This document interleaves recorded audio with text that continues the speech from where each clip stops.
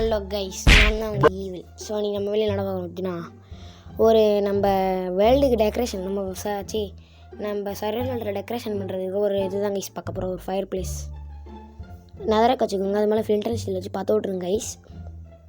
அடுத்து இது ஃபுல்லாக சுற்றி ஸ்டேர்ஸ் வச்சுருங்க. முக்கியமாக அந்த குவாட்ஸ்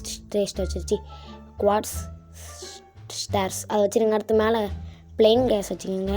அது முக்கியமாக க்ரே கலரில் இருக்கணும், அப்போ தான் நல்லாயிருக்கும்.